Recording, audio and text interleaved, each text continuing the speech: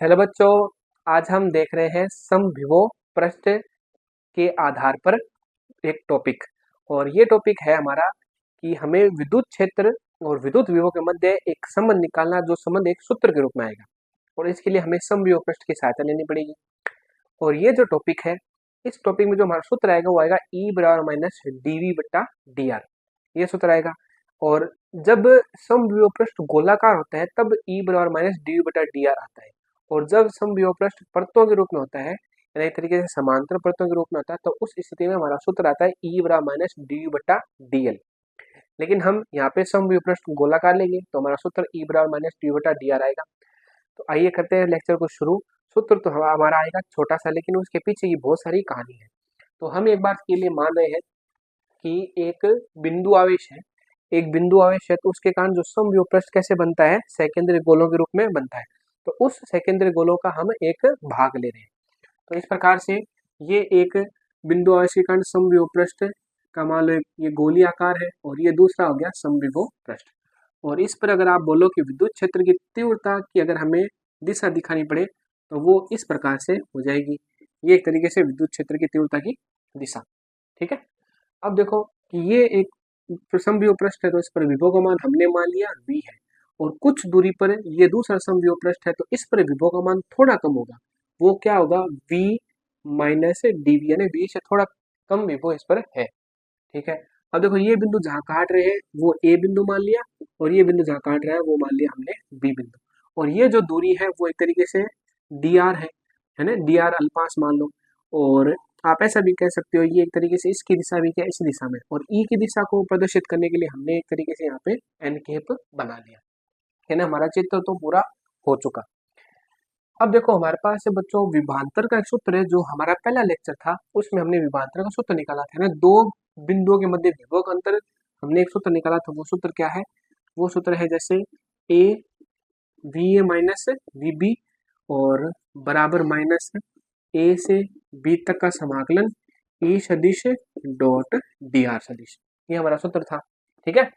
अब देखो दो तरीका है, या तो आप इसको सीधा क्या कर लो, या तो आप इसको सीधा इस प्रकार से डेल लिख लो, क्योंकि दो बिंदु के विभव अंतर है और अंतर को हम डेल वी से प्रदर्शित कर सकते हैं। माइनस ये हो गया ए से बी और ई डॉट डी आर, एक तो तरीका बच्चों ये हो गया। दूसरा तरीका ये है, देखो इसको थोड़ा सा और करते हैं, फिर आपको पता चलेगा दो तरीके कैसे बन सकते हैं यहाँ पे। अगर हम ये मान रहे हैं, देखो आप है ना, ये ए और बी बिंदु के मध्य की दूरी बहुत कम है, यानी पहला समविभव पृष्ठ दूसरा समविभव पृष्ठ बहुत नजदीक है, तो उस स्थिति में ये जो अंतर है इनके मध्य वो बहुत कम होगा। तो उस अंतर को हम क्या मान रहे हैं, उस अंतर को हम मान रहे हैं limit del V tends to क्या हो जाएगा, वो क्या हो जाएगा, जीरो हो जाएगा। अगर जो समविभव पृष्ठ है उनके मध्य विभव का अंतर बहुत कम है, तो उस स्थिति में हम डेल की जगह देखो बच्चों क्या ले लेते हैं, डेल की जगह डी ले लेते हैं। यानी डेल थोड़ी पर्याप्त राशि को बताता है या पर्याप्त अंतर को बताता है, और अंतर बहुत छोटा है तब हम क्या ले लेते हैं, डी ले लेते हैं। तो इस सूत्र में हम क्या कर सकते हैं, डी वी लिख सकते हैं, ठीक है। और अगर आपका अंतर बहुत छोटा है और अंतर एक ही प्रकार का है तो समाकलन की जरूरत नहीं पड़ती। समाकलन देखो तब आता है जब अंतर छोटा छोटा अंतर हो और बहुत सारे अंतर को प्रदर्शित करना हो, तब हम शुरू से लेकर लास्ट तक का समाकलन कर सकते हैं। लेकिन हमारे यहाँ पे जो हमने दूरी ले रखी है वो भी बहुत छोटी है, ए से बी तक की। हमें चित्र में जरूर दिख रहा है कि बड़ा है, लेकिन है बहुत छोटा, यानी यहाँ से यहाँ तक की दूरी बहुत थोड़ी है।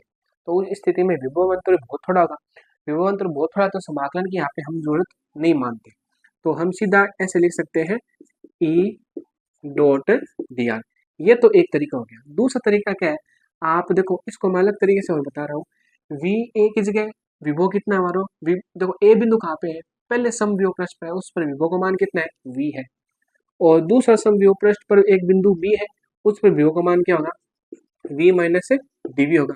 और ये आ जाएगा ए से बी तक का समाकलन ई डॉट डी आर। देखो इनको सरल करोगे तो v माइनस वी और माइनस माइनस प्लस dv, तो ये तरीके से कट गया, तो हमारे पास कितना बचा, dv बराबर बचा।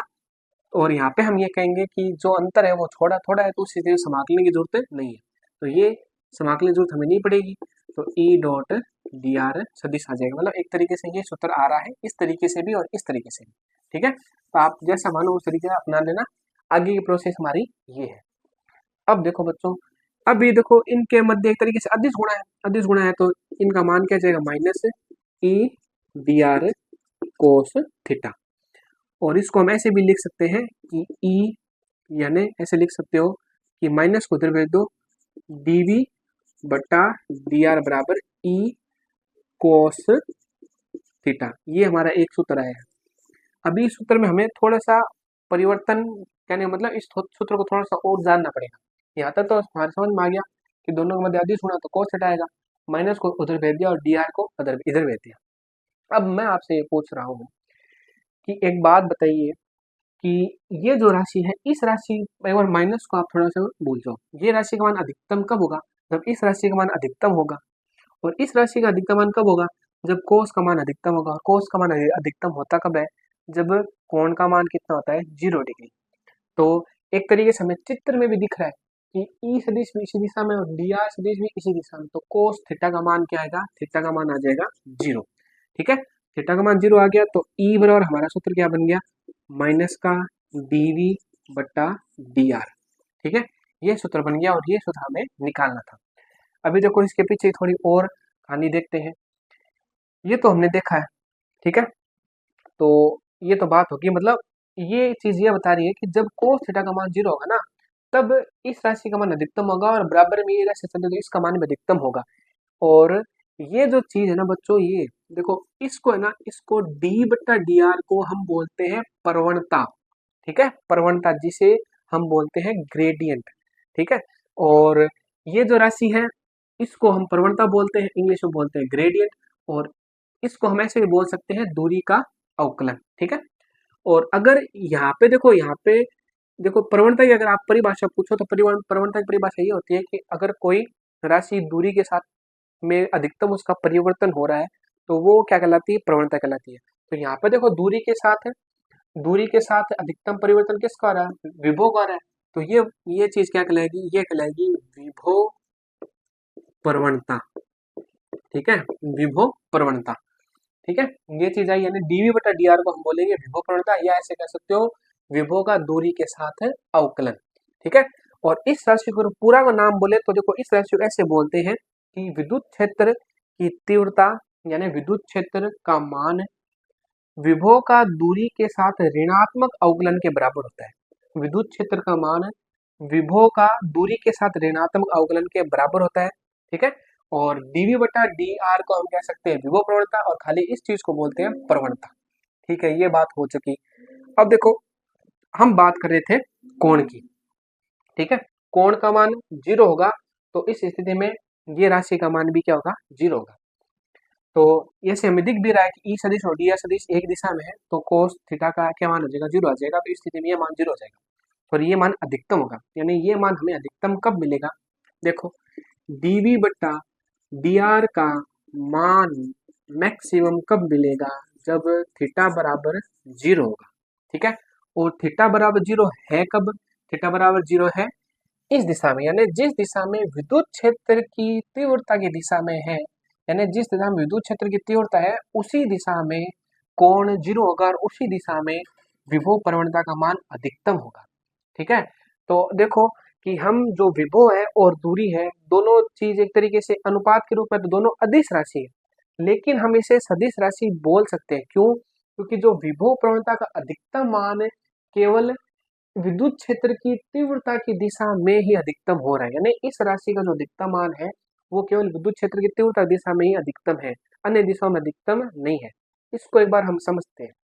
देखो मान लो कि ये तो विद्युत क्षेत्र की तीव्रता दिशा है ये वाली, और आप चले गए ऐसे, आप चले गए ऐसे, है ना, आप यहाँ से यहाँ के मध्य जो विभव प्रवणता है उसका मान निकालना चाहते हो।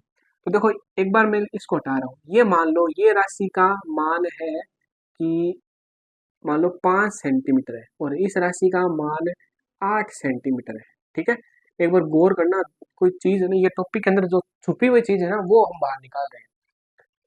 ये दूरी का मान 5 सेंटीमीटर, ये दूरी का मान 8 सेंटीमीटर है। यहाँ से यहाँ चले जाओ तो भी विभव का अंतर dv है, और यहाँ से यहाँ चले जाओ तो भी विभव का अंतर क्या है? dv, यानी विभव में अंतर तो बराबर है। तो देखो देखो मैं ऐसे लिख रहा हूँ कि अंतर तो विभव का बराबर है, लेकिन अगर यहाँ से यहाँ जाओगे तो विभव का अंतर दूरी के साथ बदलेगा, यानी 5 सेंटीमीटर दूरी के साथ विभव का अंतर बदलेगा।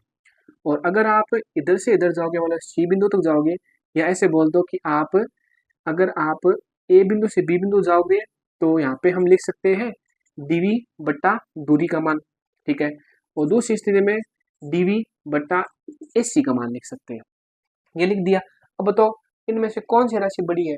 AC बड़ी है। देखो AC राशि बड़ी है ना, AC राशि बड़ी है तो ये कुल राशि क्या हो जाती है? छोटी हो जाती है। यानी बड़ी राशि का भाग दोगे तो वो कुल राशि क्या हो जाएगी? छोटी हो जाएगी। तो इस स्थिति में ये राशि का मान बड़ा है बच्चों, ये आपको दिख रहा है। देखो दोनों यहाँ से यहाँ चले जाओ, यहाँ से यहाँ चले जाओ, विभव में अंतर है ना, विभव अंतर वो तो dv है, लेकिन ये दूरी सबसे कम है तो नीचे वाला राशि का मान सबसे कम है, तो ये कुल राशि क्या होगी? बड़ी होगी। यानी अब सोचो, अब हम बार बार ये चीज कह रहे थे कि विभव प्रवणता का अधिकतम मान, यानी एक तरीके से अधिकतम मान, और वो किस रूप में? कमी के रूप में। माइनस आया ना, माइनस, ये बता रहा है विभव का दूरी के साथ, विभव का दूरी के साथ क्या हो रही है? कमी हो रही है। तो विभव प्रवणता की अधिकतम कमी विद्युत क्षेत्र की तीव्रता की दिशा में ही होती है। ये लाइन इंपॉर्टेंट है, इस लाइन को बताने के लिए हमने ये सब कुछ चीज बताई है। यानी जिस दिशा में विद्युत क्षेत्र की तीव्रता है उसी दिशा में वही एकमात्र दिशा है जिस दिशा में विभव प्रवणता का मान अधिकतम होता है, और वो एक तरीके से कमी के रूप में आता है। तब तब हम dv बट्टा dr मैक्सिमम यानी थीटा बराबर 0 डिग्री यानी विद्युत क्षेत्र की तीव्रता दिशा में इस राशि को सदिश मान सकते हैं, अन्यथा ये अदिश राशि है, ठीक है। मतलब इस एकदम आप विद्युत क्षेत्र की तीव्रता दिशा में जाओगे ना, तब भी विभव प्रवणता का मान अधिकतम होगा। अन्य किसी दिशा में चले जाओ तो दूरी के साथ तो विभव में जो परिवर्तन आ रहा है वो क्या आएगा? वो एक परिवर्तन एक तरीके से क्या आएगा? बताओ, वो परिवर्तन एक तरीके से ज्यादा आएगा, ठीक है, मतलब एकदम कमी के रूप में आएगा, ठीक है। यानी नीचे वाली राशि का मान क्या हो रहा है? कम हो रहा है, तब विभव प्रवणता का मान अधिकतम हो रहा है। तो और किसी दिशा में चले जाओगे तो विभव प्रवणता का मान कम होगा, बजाय एक निश्चित दिशा के। जिस दिशा में विद्युत क्षेत्र की, जो दिशा विद्युत क्षेत्र की तीव्रता की दिशा है उसी दिशा में विभव प्रवणता का मान अधिकतम होता है। इसलिए विद्युत क्षेत्र की तीव्रता दिशा को और हम विभव प्रवणता का जो मैक्सिमम मान है वो एक निश्चित दिशा है, इसलिए इस राशि को हम सदिश मान सकते हैं। तो देखो जो हमने अभी लिखा था बच्चों d बट्टा dr, इसको हम ग्रेडियंट यानी प्रवणता को बोलते हैं, ग्रेडियंट बोलते हैं। इसको दर्शाने के लिए डेल सदिश काम में ले सकते हैं। तो अगर हम इसको सदिश रूप में प्रदर्शित करना चाहें तो आप इसको ऐसे भी लिख सकते हो dv बट्टा dr, ठीक है। आपने अधिकतम जो मान है ना वो यहाँ पे थीटा 0 रख के अपने आप बता दिया, इसलिए यहाँ पे हम इसको सदिश रूप में ऐसे भी लिख सकते हैं, ठीक है। अब देखो इसमें थोड़ा सा और चीजें करते हैं, यानी इसको हम ऐसे भी लिख सकते हैं कि मान लो ई सदिश है और ये हो गया मान लो डेल, मतलब उल्टा डेल, इसे बोलते हैं ग्रेड, और यहाँ पे आप लिख सकते हो v, ठीक है। ये डेल है, इसे बोलते हैं ग्रेडियंट, ये एक तरीके से है उल्टा डेल है। इसको ऐसे भी लिख सकते हो आप ई माइनस ग्रेड v, ठीक है। और जो ये ग्रेड है ना, ग्रेड डेल सदिश, ये एक तरीके से इसका मान होता है आई के आंशिक अवकलन x के सापेक्ष, j के आंशिक अवकलन y के सापेक्ष, k के आंशिक अवकलन z के सापेक्ष। ये चीज तब काम आती है बच्चों जब हमें न्यूमेरिकल करना है, लेकिन आपका जो टॉपिक एनसीईआरटी बता रही है वो यहाँ तक ही है, इससे हमें ज्यादा नहीं करना है, ठीक है। तो इस प्रकार से हम इसको थोड़ा अगर लिखना चाहे, थोड़ी सी जगह बनाना चाहे, तो देखो हम जगह इस प्रकार से बना सकते हैं। यहाँ पे लिख रहे हैं देखो कि ई सदिश बराबर minus I cap del V, क्योंकि v का गुणा होगा इस राशि का मान ये है, तो अंदर जब v का गुणा हो गया यहाँ से, यानी ये v के बराबर हो जाएगा, तो गुणा होगा v का, तब डेल यू बटा डेल एक्स और डेल यू बटा डेल वाई और के केप डेल वी बटा डेल जेड, ये एक तरीके से इसका सदिश रूप हो गया, ठीक है। तो बस दो तीन बातें वापस एक बार फटाफट रिविजन कर लेते हैं। इसे हम बोलते हैं डी बटा डी आर को बोलते हैं प्रवणता, जिसे बोलते हैं ग्रेडियंट, और इस पूरी राशि को हम ऐसे बोल सकते हैं विभव का दूरी के साथ ऋणात्मक अवकलन विद्युत क्षेत्र की तीव्रता के बराबर होता है। अगर इसके परिमाण की बात करें तो आप परिमाण में ऐसे बोल दो कि विद्युत क्षेत्र की तीव्रता का परिमाण विभव में दूरी के साथ परिवर्तन के बराबर होता है, ठीक है, विभव का दूरी के साथ परिवर्तन के बराबर होता है। और ये भी कह सकते हो कि विभव में प्रवणता की जो अधिकतम हानि की दर है वो विद्युत क्षेत्र की तीव्रता की दिशा में होगी, यानी विद्युत क्षेत्र की तीव्रता जिस दिशा में है उसी दिशा में विभव प्रवणता में अधिकतम हानि होगी अन्य अन्य दिशाओं की तुलना में। तो ये चीज हुई हमारी, ठीक है। तो ये टॉपिक बच्चों हमारा पूरा हो चुका, हालांकि ये टॉपिक इतना ही था, अगर आपको लिखना हो तो यहाँ तक आप सीधा लिख सकते हो। और बाकी जो चीज़ें थी वो इसलिए बतानी थी क्योंकि हमें ये चीज़ बतानी थी, ये एक सदिश राशि है। इस सदिश राशि को बताने के लिए हमने ये जो तरीका अपनाया था ये हमारे काम आया, ठीक है। तो अब मिलेंगे बच्चों अगले वीडियो में, और वहाँ पे हम देखेंगे आवेशों के कारण उनकी स्थितिज ऊर्जा। तो मिलते हैं अगले वीडियो में।